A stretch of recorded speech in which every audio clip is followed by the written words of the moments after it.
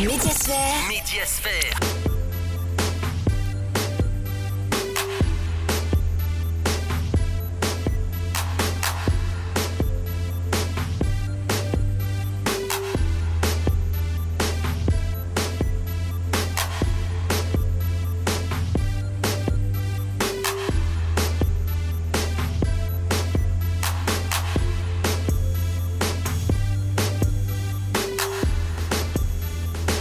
Chers toutes et tous, bonsoir et bienvenue dans votre émission Médiasphère. On se retrouve toutes les semaines quand il est jeudi, 20h passées de quelques minutes.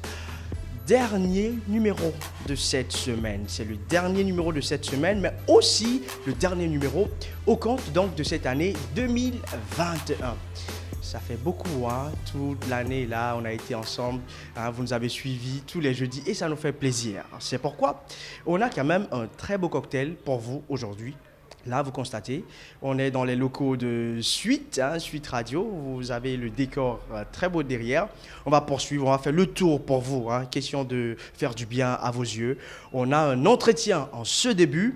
Question, comme vous le savez dans Médiasphère, de mettre en avant certains jeunes qui se battent. Un entretien que vous allez suivre tout à l'heure.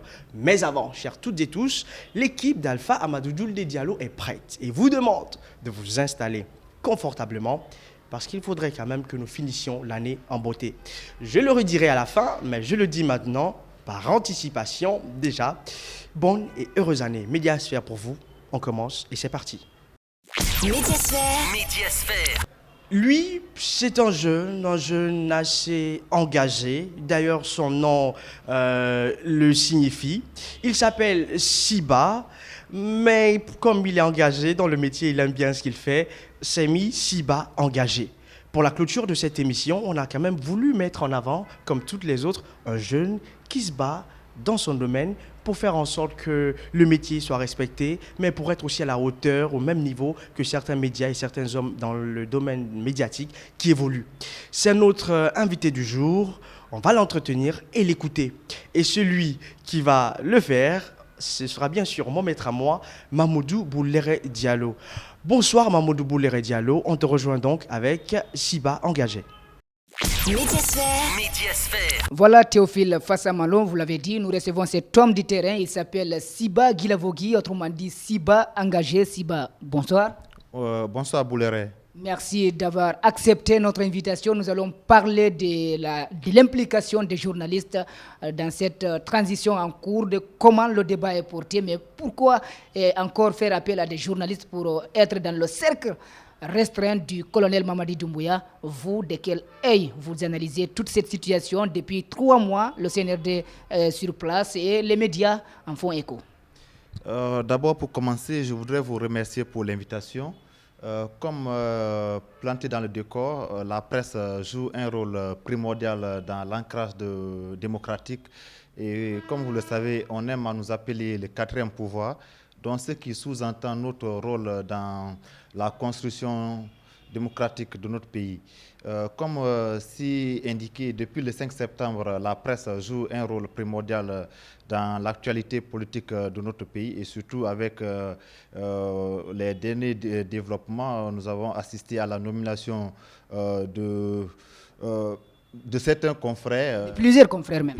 De plusieurs confrères. Il s'agit de Moussa Moïse Silla du groupe Adafo Média, mais aussi nous avons assisté à la nomination de Toumani Kamara qui est à la RTG, donc ce qui explique que vraiment nous les hommes de médias nous avons... Il y a eu Toumani Kamara, il y a eu Adel Kamara Kone, il y a eu Mandian Sidibé, il y a eu l'ancien journaliste qui est reconverti en homme politique, Tcherno Mamadou. Donc, avec cette panoplie de nominations, on comprend vraiment que les hommes de médias ont quelque chose à vendre. Nous avons de la matière grise à exploiter, donc c'est quelque chose qu'on doit vraiment saluer avec les 2 bras.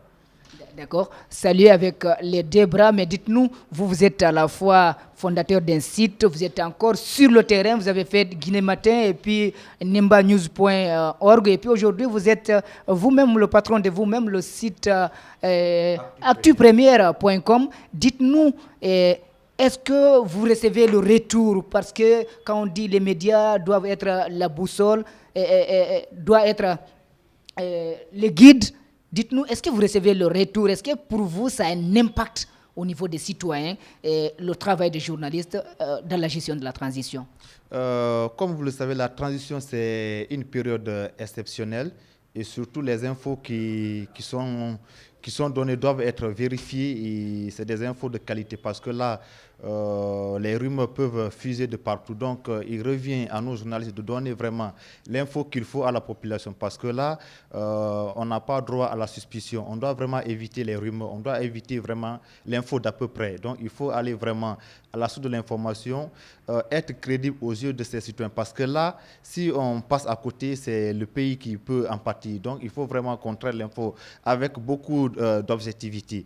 Donc, aujourd'hui, nous suivons l'actualité de tout près et nous cherchons vraiment à vérifier pour que le peuple ait vraiment une vision sur la transition. Parce que cette transition nous concerne nous tous. Il ne faut pas vraiment se mettre à côté, il faut se mettre à fond et dire que aussi la presse est impliquée parce que avec la nomination de nos confrères, c'est quelque chose vraiment qu'il faut saluer parce que si on prend les précédents régimes, il était vraiment rare de voir des journalistes portés à de hautes fonctions, chose qui commence à vraiment à changer. Donc cette transition, elle est différente des autres. On doit s'impliquer, nous les médias. Et au même moment, il faut dire à ces confrères qui sont nommés de faire beaucoup plus attention parce qu'ils ont un défi, ils ont un poids sur eux. Quand on prend l'AGP, c'est l'argent qui circule là. Mandian Sidibé a des pains sur la plage. Et quand on prend Moussa Moïse Silla, récemment, nous avons vu ce que ça a fait, le tollé des rumeurs quand on a dit Kaloum, il y a des problèmes, les civils ont été évacués. Qu'est-ce que les journalistes doivent faire pour mériter toute cette attention, toute cette responsabilité, cette confiance du colonel? C'est de faire en sorte de mériter la confiance qui a été placée en eux parce que ce n'est pas des gens qui ont été ramassés nulle part, c'est des gens vraiment qui ont un background, c'est des gens qui ont blanchi sous le harnais, donc c'est des gens qui ont un passé vraiment enviable ici, c'est des gens qui ont assez le niveau, donc c'est de s'appliquer, c'est de se mettre à fond et savoir pourquoi ils sont nommés là. Ils sont là pour vraiment servir le peuple de Guinée. Donc ils doivent s'investir pour mériter la confiance du chef de l'État, le colonel Mamadi Doumbouya. En ce qui concerne le cas d'hier, parce que c'est une affaire d'État, il y a ces informations, même si nos confrères sont nommés à des postes, il faut vraiment s'en méfier d'aller vite en besoin. Il faut s'informer, il faut vérifier et attendre l'aval du président. Parce que là où Moussa Moïse se trouve, il ne peut pas sortir communiquer sans qu'il n'y ait l'aval de son mentor. Son mentor, c'est le colonel Mamadi Doumbouya. On sait que les militaires sont un peu réservés sur certaines questions, surtout des questions qui sont liées à la sécurité de l'État. Donc Moussa Moïse, il est dans son rôle. Peut-être il a changé de manteau, donc il doit vraiment apprendre à gérer d'une autre façon parce qu'il n'est pas maintenant obligé de divulguer toutes sortes d'informations. Donc, comme pour dire, comme le slogan des espaces, pour bien s'informer, ça prend du temps, c'est cela? Tout à fait. Et vous le savez, ce n'est pas du tout facile. Hein. Vous avez commencé par être reporter, des reporters. Vous avez vous-même osé créer votre site. Vous êtes le patron de vous-même. Comment vous parvenez à gérer vos reporters, votre petite entreprise, s'il faut le dire comme ça? On voit des grandes entreprises qui, en ce moment, tombent en faillite. Vous, comment vous faites? Ce n'est pas du tout facile parce que moi, comme vous l'avez décrit, j'ai un peu fait les grandes rédactions, si on peut le dire ainsi. Moi, j'ai décidé de prendre mon destin en main parce qu'avec les rédactions, c'est assez compliqué. Il faut vraiment se soumettre aux déshydratats du patron et peut-être faire face à ses humeurs. Et donc, je me suis dit, peut-être avec assez de modestie, on a fait le terrain, on a acquis un peu d'expérience. Donc, on a tenté, parce que je suis fruit de l'ISIC, avec mes connaissances de l'ISIC, je me suis dit, il faut tenter l'aventure, aller seul et essayer d'approcher d'autres jeunes. Parce qu'aujourd'hui, avec le marché de l'emploi, il y a des jeunes qui sortent des universités. Donc, pourquoi pas les approcher? Donc, l'idée, c'est un peu de s'émanciper. C'est en sorte l'entrepreneuriat jeune. Parce que les jeunes ont du talent. Il suffit juste d'avoir vraiment le courage et tout viendra. Parce que tout n'est pas facile. Même si avec les grands médias, c'est assez compliqué de gérer. Donc, avec nous, avec la passion et surtout le courage, on parvient à joindre les deux bouts. Voilà, on me fait signe que nous n'avons plus de temps pour continuer cette interview. C'est la fin d'abord. D'ailleurs, c'est une encore dernière émission de l'année 2021.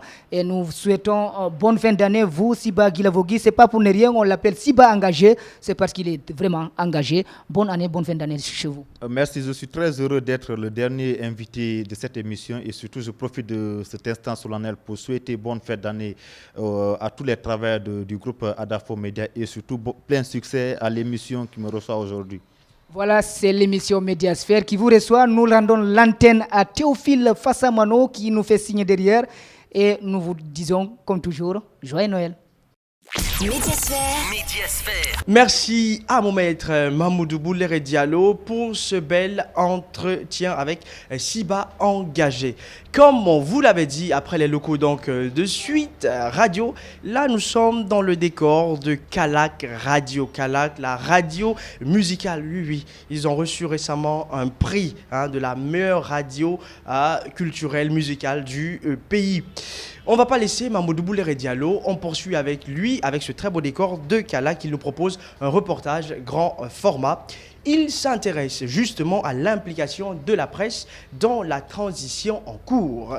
Au-delà donc de porter le débat de l'information en cette période d'incertitude, les journalistes sont foncièrement impliqués dans la gestion aussi de la chose publique. C'est vrai, ils sont nommés à la présidence de la République, au ministère de l'Information et de la Communication. La maître, je sais quand même de qui il parle, mais aussi de la direction générale de l'Office guinéen de publicité. Tous disent mesurer l'immensité de la mission qui leur est confiée. Ils ont pris un engagement ferme pour l'atteinte de leurs objectifs. On va suivre encore Mahmoudou Boulere Diallo pour nous faire un récap de tous ces points. Médiasphère. Le 5 septembre 2021, qui marque la fin du règne d'Alpha Condé, a été une journée particulièrement tendue pour les Guinéens. Ce jour-là, des soldats des forces spéciales régnaient en maître dans le pays. Sur le champ de bataille, des journalistes de la presse privée munis de leurs caméras et micros, comme vous le voyez sur ces images, faisaient le tout pour tout afin d'obtenir des informations et servir les citoyens. Ensuite, le cortège des militaires se rend aux médias d'État pour confirmer le putsch. Comme le dit un adage, un président ne se fait pas de nouveaux amis, il traite avec les anciens. Le pouvoir définitivement acquis, des journalistes font leur entrée dans le cercle restreint du pouvoir central. D'abord, cette présentatrice vedette bénéficie d'un décret pour être la chef de cabinet au ministère de l'Information et de la Communication. Nous savons tous que c'est par les services de ce département que passeront au jour le jour toutes les directives et toutes les activités d'information publique. C'est pourquoi je prends ici l'engagement que je ferai usage de toute ma disponibilité et de toutes mes compétences pour répondre honorablement aux attentes de notre hiérarchie et de nos laborieuses populations. Ensuite, c'est le désormais ancien directeur général d'Espace TV qui devient le directeur de l'information et de la communication à la présidence de la République. Moussa Moïse Silla, c'est bien ce qu'il attend. Nul besoin de rappeler que le chef de l'État est la personnalité politique qui cristallise le plus d'attention et dont les faits et gestes sont les plus scrutés, décryptés et commentés. Autour de lui, l'information doit rester accessible et à jour. Elle doit le rester pour tous dans les standards requis pour faire de l'information publique une denrée au service de la démocratie. Aussi, et plus particulièrement, le travail sur l'image de la présidence de la République devra cristalliser nos efforts et notre attention. Et ce sont là, entre autres, les facteurs essentiels, des éléments qui conditionnent les attitudes et les comportements des masses populaires concernées par l'action publique. Pour y arriver, Inspecteur Colombo, comme on l'appelle dans le couloir de la presse, compte jouer au rassembleur. Il ne saurait y avoir de dissociation entre la presse publique et privée. Il s'agit d'un tout qui concourt à rendre un service public de qualité. L'information s'achète et la communication se vend à la presse. Pour contrôler l'aspect publicitaire du pays, le colonel Doumbouya fait encore appel à un autre journaliste. Du retour d'un exil forcé, Mandian Sidibé est conscient de la force de la publicité et de son rendement. Sous l'émotion, quand il évoque le cas de sa défunte mère, l'ancien chroniqueur de Planète FM s'engage. Je voudrais rassurer Madame la ministre de l'Information et de la Communication, Monsieur le Premier ministre, chef du gouvernement, à travers eux, Son Excellence le colonel Mamadi Doumbouya, président de la transition, président du Conseil national du Rassemblement pour le développement, a apporté ma modeste contribution de qualité à l'édification d'une Guinée unie forte et prospère où il fait bon vivre. C'est un espoir et c'est mon souhait le plus ardent. Que Dieu le Tout-Puissant protège notre pays et ses fils que nous sommes. Amen.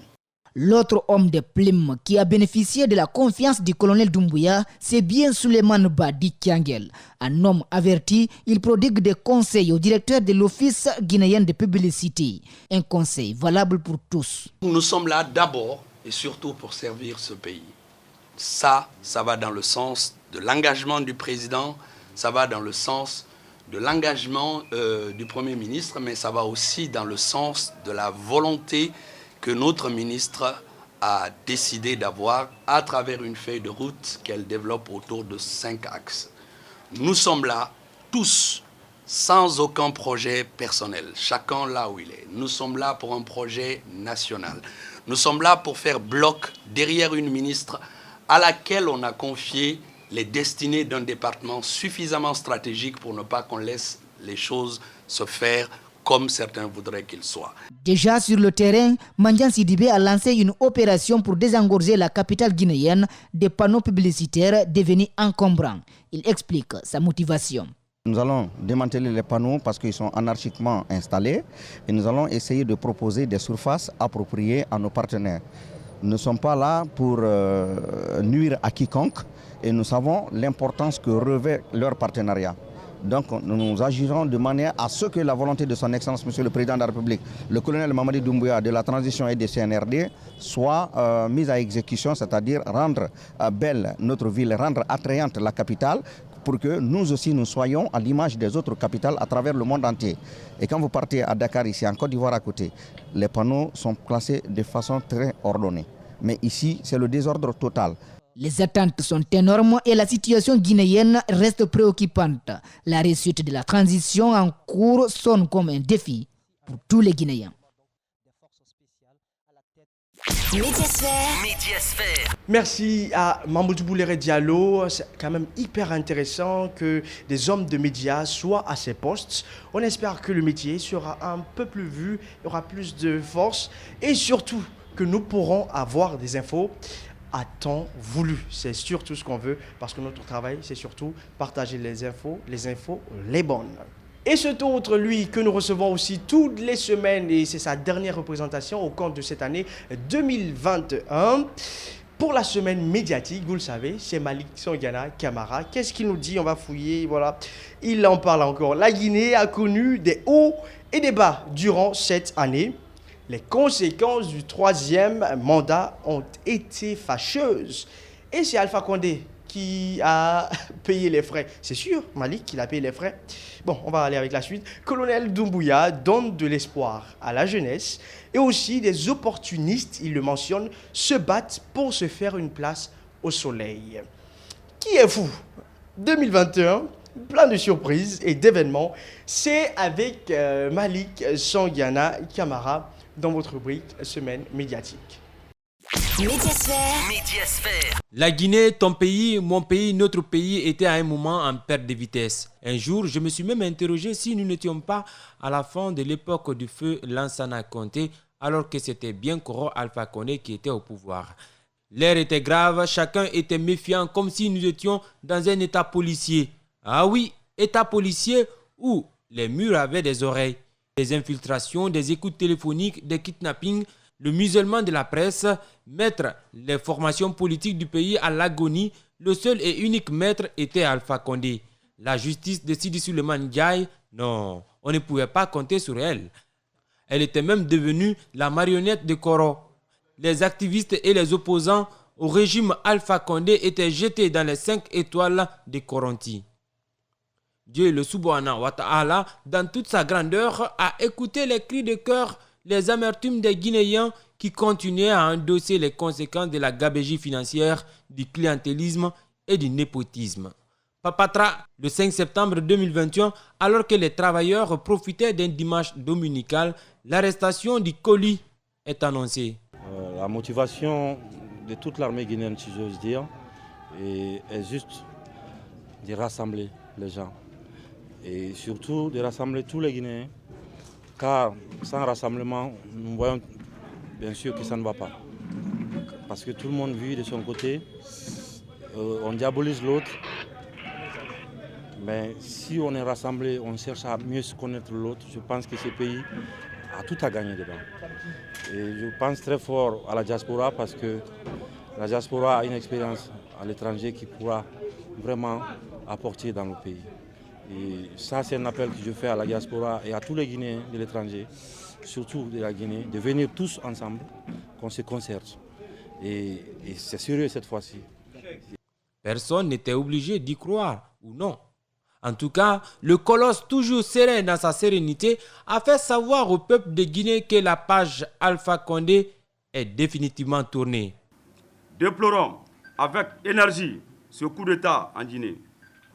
Demandons ainsi aux responsables du Comité national pour le rassemblement et le développement, CNRD, la libération immédiate et sans condition du président démocratiquement élu, le professeur Alpha Condé. Oui, tournez. Il faut taper le fer quand il est chaud, non? Évidemment, le colonel Doumbouya, le désormais l'homme fort de ma Guinée, convoque toutes les forces vives de la nation pour définir ensemble le sort de notre Guinée. La Guinée a été longtemps violée. Elle a besoin maintenant qu'on la fasse de l'amour. Ces propos ne viennent pas de Mouadé. C'est le président Doumbouya qui le dit. La durée de la transition n'est pas précisée, certes, mais les acteurs de la classe politique notamment peuvent se contenter d'un engagement solennel du nouvel homme fort du pays. Je voudrais ici réitérer mon engagement que ni moi, ni aucun membre du Comité national du Rassemblement pour le développement et des organes de la transition ne sera candidat aux élections à venir. Bon, le pouvoir militaire a évidemment besoin de soutien pour bien s'installer. Mais il se trouve que le CNRD n'a pas le temps pour la démagogie. Et si les habitués changeaient de stratégie pour prendre acte du coup d'État? La Commission prend acte de cet état de fait et se félicite de l'apaisement du climat politique ainsi que des actes d'une importance capitale déjà posés par les nouvelles autorités du pays. Nous, membres de l'Association des jeunes diplômés de Guinée, prenons acte de la prise du pouvoir par le Comité national du rassemblement et de développement, CNRD. Les actes que nous avons appréciés parmi ceux déjà posés par la junte, c'est la libération de nos amis. Avec l'avènement de l'armée au pouvoir, l'espoir est né. Vous savez que le pays était dans le lambeau il y a de cela 2 ans, depuis 2019. Et tout ce qu'on a vu hier, et surtout l'humiliation du président Alpha Condé, il fallait éviter. Une nouvelle Guinée, une Guinée apaisée, une Guinée fraternelle, une Guinée développée, une Guinée morale, une Guinée fière, une Guinée qui inspire. La jeunesse se retrouve, la diaspora rentre au pays. Médiasphère. Malik, toutes les semaines, on le retrouve assez mélangé. Voilà, il nous donne toute l'actualité de la semaine médiatique. Hein, c'est le condensé de 2021. Chers toutes et tous, tout de suite, on poursuit votre émission Médiasphère, mais cette fois-ci, on laisse encore les locaux de Calac. On va faire un autre tour et cette fois-ci, ce sera dans la grande maison. À tout à l'heure. Médiasphère. On poursuit cette émission, je vous l'avais annoncé tout à l'heure. Cette fois-ci, nous sommes dans les locaux de la rédaction de Radio Espace. Après avoir fait le tour à Calac et puis suite radio, aujourd'hui quand même, puisque c'est la dernière représentation au compte de cette année 2021, pas de la saison, on a tenu à vous faire visiter voilà, tous ces locaux. Et ici, nous allons poursuivre toujours dans votre émission Médiasphère avec une autre rubrique. Vous la connaissez, c'est Vue. Vue, on vous propose un condensé, un regard impertinent de Patrick Menet qui donne l'actualité, pas comme Malik de la Guinée, de l'Afrique, mais lui, Il va donner l'actualité du côté de l'Europe. Un tour d'horizon de tous les médias de ce côté. Vu pour vous et maintenant dans votre émission Médiasphère. Médiasphère. Médiasphère.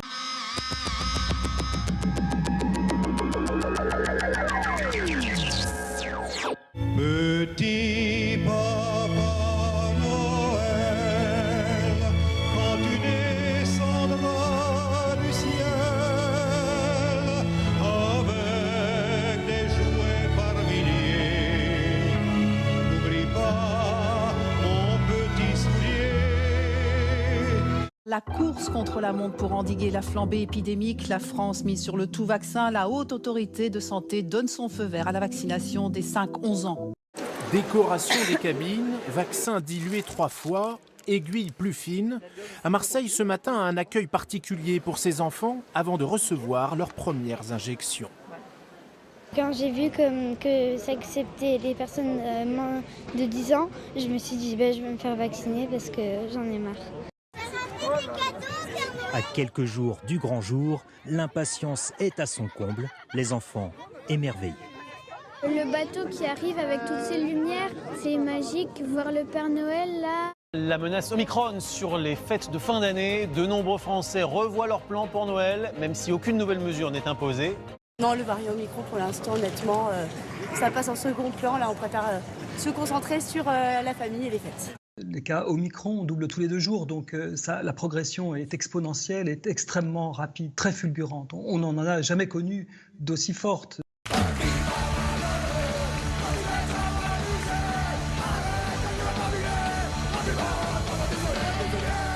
Le problème, ce qu'il va nous poser, c'est qu'il est extrêmement contagieux. Donc même si vous vaccinez à 90% d'une population, il en reste 5 millions non vaccinés. Et sur les 5 millions, si vous en avez ne serait-ce qu'un dixième qui va à l'hôpital, on met l'hôpital par terre. Faut que ça sèche maintenant. Ça va sécher là. L'étude a été menée auprès de patients britanniques vaccinés. 6 mois après leurs 2 injections Pfizer, sont-ils encore protégés contre une infection au variant Omicron ? Selon les tests, oui, mais leur protection a baissé de 2/3. Le vaccin n'est efficace qu'à seulement 34%. Attention, ne frissonnez pas, mais après 2 doses de Pfizer, l'efficacité n'est que de 19%. Et on parle d'une efficacité de 2 semaines après 2 doses. Avec AstraZeneca, l'efficacité est nulle après 2 doses. Donc vraiment, contre Omicron, 2 doses, ça ne suffit pas. Irréel. Irréel, oui. Et alors, si j'ai ma 3e dose, par contre, est-ce que là, je suis protégé? Alors oui, là, ça remonte. Heureusement, on remonte avec une 3e dose de Pfizer. On va remonter à 77% d'efficacité. On va être à 73% d'efficacité avec AstraZeneca. Vous avez vu, là, juste avant que tout s'allume, comment c'était magique, j'adore. Et ça, vous entendez? Vous entendez?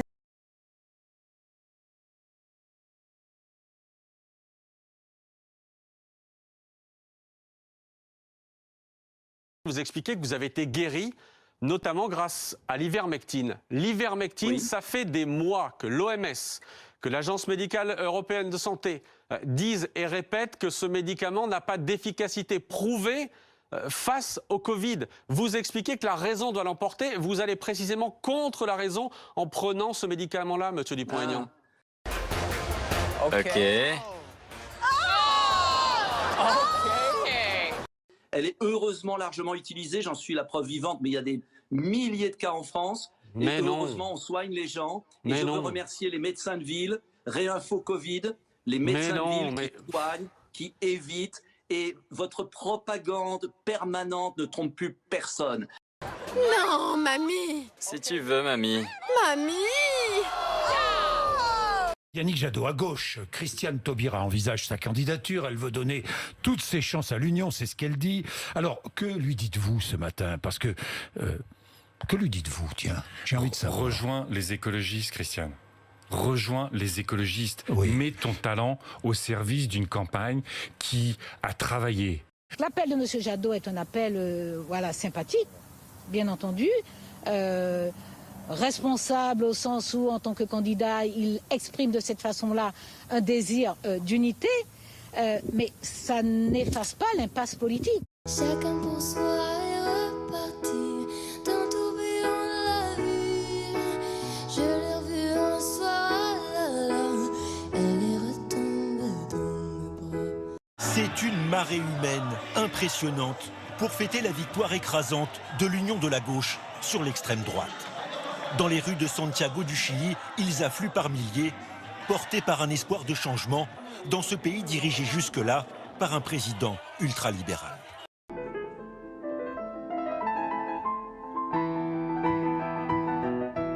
Extrait de la foule comme une rockstar, il apparaît enfin.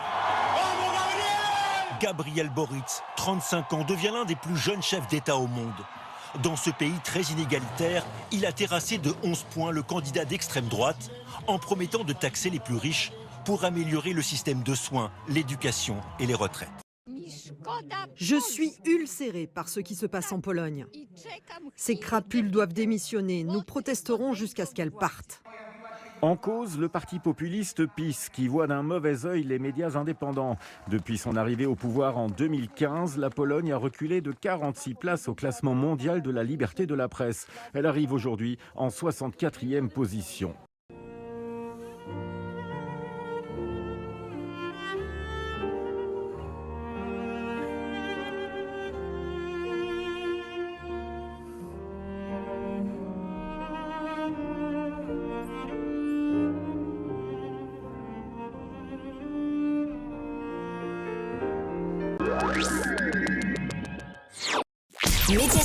Médiasphère. Ah, c'est une dernière représentation de vue que vous avez vue comme ça, voilà.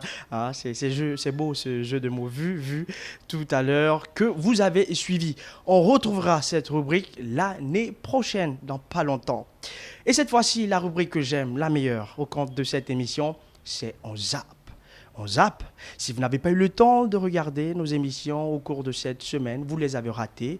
Ah, notre réalisateur a fait un petit condensé des parties intéressantes, des parties poignantes pour vous. Vous allez suivre. On va terminer l'émission en beauté. C'est On zappe. Mais surtout, ne zappez pas, restez. Et on finit l'émission et l'année en beauté. Médiasphère. Et je me dis que le professeur Alpha Condé a aujourd'hui plus de regrets que par le passé, parce qu'il va se rendre compte que les Guinéens peuvent vivre heureux ensemble et qu'il n'y ait pas autant de frustration que quand il était là. Je pense que c'est des regrets et c'est important d'en parler parce qu'on ne sait pas qui va succéder à Doumbouya. Il m'a dit, Tanti, j'ai la foi. Ouais. J'ai la foi. J'ai dit, tu tiens? Il dit, oui, je tiens. J'ai dit, tu sais, on est triste pour toi. Hein?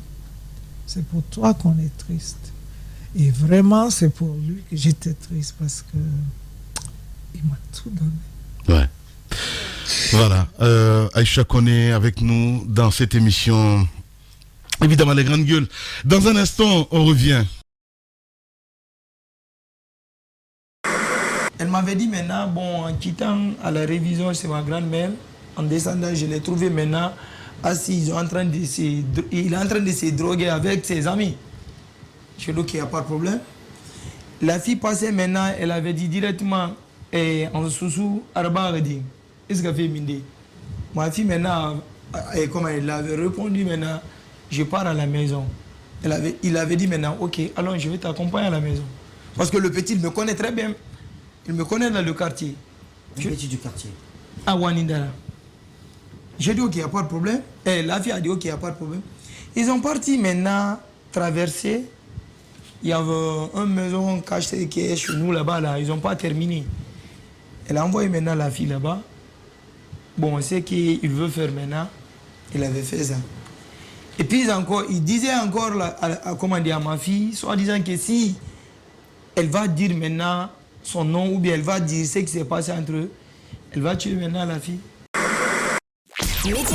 Médiasphère. Voilà, chers toutes et tous, c'est donc cet élément qui vient mettre fin à ce dernier numéro de la semaine, mais aussi de l'année 2021.